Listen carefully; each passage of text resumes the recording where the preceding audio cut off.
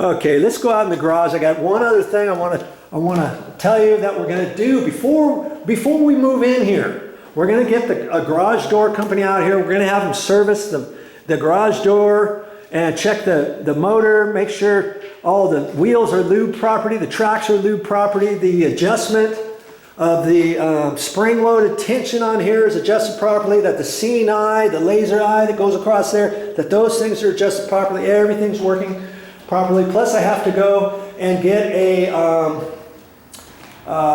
one of those garage door openers, and I'll have to get a universal one at the Home Depot, because the last person who was here, of course they didn't have the garage door opener, and we want two, so I'll probably get 2 universal garage door openers, and I'll bring those back here. And instead of me trying to program and figure out all this stuff and make sure it works, and it's probably easy and stuff, but if I'm going to have a garage door guy out here, I'll have him program that for me and make it work. Okay, that's something that anytime you move in, or once a year, or hey, if your garage door has not been serviced for 5 years or so, you better get somebody out there. It would just kind of give you some peace of mind, you know, to make sure everything's working properly and nobody's going to get hurt. And the spring-loaded tension is such to where if a kid is underneath there, something happens, you don't hit it, and it's supposed to bounce back up. I mean, they do all kinds of tests when they're out here, and adjustments and all that kind of stuff. If you got any questions about anything, they'll answer stuff. And then if you have a keypad outside, this garage door does not have a keypad outside, but if you have a keypad and you want to change the code, you're not quite sure how to do that, or you tried and it wasn't working, or you don't know what your code is, and you're like, okay, well, I guess I can't use the keypad. Wouldn't it be nice to make sure that that keypad works? Well, when you get your garage door serviced, you can have that guy check it out. He'll check it out. Oh yeah, you need a battery. Here, I'll put a battery in there for you. Or, oh, it needs, I see up here it needed to be adjusted. He adjusts, there's certain little things you can click over, and you can adjust and make sure it works. And maybe something's out of whack. Maybe somebody's got something unplugged. Oh, hey, there's a wire that's loose over here. There's a rusted wire. The wire nut is off, and it's not even hooked up. And he'll do all kinds of checks for you, make sure everything's working, and then you can give him your code, or you can get a new code. You can tell him, oh, I want a new code anyways. And if you got more than one garage door opener, and if you got 2 of them side by side, let's say, maybe that one keypad, I believe, will work both garage doors. If you got a single garage door and you got another single car garage door in the same garage, let's say, some houses have that, believe it or not, and that keypad will be good for both of those. And you can have a different code. You can have one separate code for this garage door, and you can have a different code for this one over here if you want. If you don't know how to do any of that kind of stuff, of course you can go to YouTube, and they've got different videos of that, and then there's different adjustments on here that you can do. I've done it before, but this is not a video that shows you how to do all that kind of stuff, okay?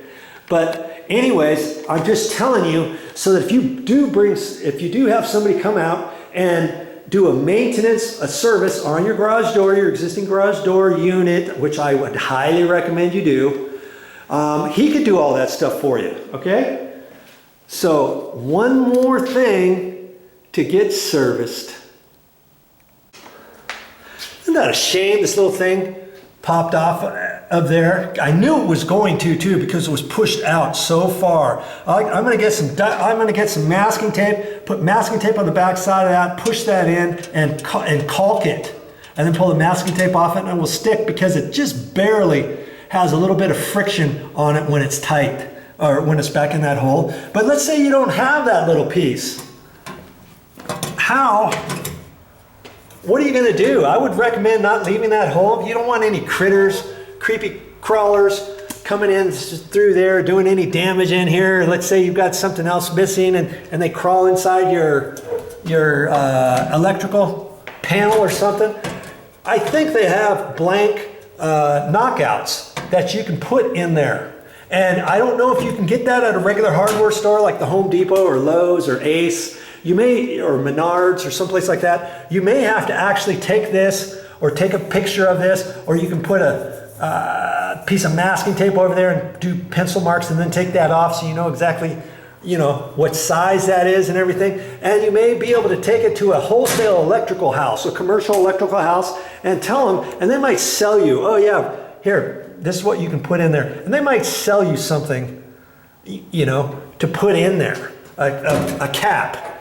Now see, what is that for anyways? You know, it's probably for a key that then you would have to put a notch in here or a plate or something, and you could have this key, a lock right there. That's probably what this little knockout was for, okay?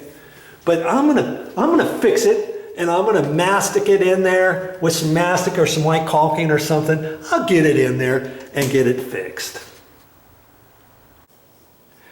Now here's another thing that you could do if you needed another garage door opener, and if you were adamant about the fact, no, I don't want a universal garage door opener, I don't like the looks of it, it doesn't look like my other one, and I've got a certain place for the other one, I'm used to the other one, what could you do? Well, look at your garage door opener, and this one happens to be a LiftMaster, and you can even write down, see it says LiftMaster Professional. And I could write down the number on it and stuff if there's anything else, and it says, and it's 1/3 horsepower. And I could call up a garage door service company and say, hey, do you have, and you can do this for any sort of garage door you have, okay? It doesn't have to be a LiftMaster, it can be whatever it is. Just call up a garage door company that services garage doors, tell them that you're missing your garage door little button and you want another one, but you want it from LiftMaster, or you want it from whatever the other company is called. You know, there's 4 or 5 brands of these, and ask him. He might say, oh yeah, I got one of those, I can bring them out, because he probably install, you know, they also install garage doors. Most garage door companies service them, as well as installing new garage door closers and openers and stuff like that. And he might say, oh yeah, we've got some of those, I'll bring one with me. And you can do it that way, okay? If they don't have it, call up another company. Or ask them, hey, can you order it from the manufacturer? They could probably order it. You could probably Google it, LiftMaster Professional. They might have a website where you can order one. And then when it comes out, then you're gonna have it programmed. And you can have your the guy who's going to come out and service your garage door, you can have him program your new LiftMaster Professional garage door opener, okay? So there's another idea for you.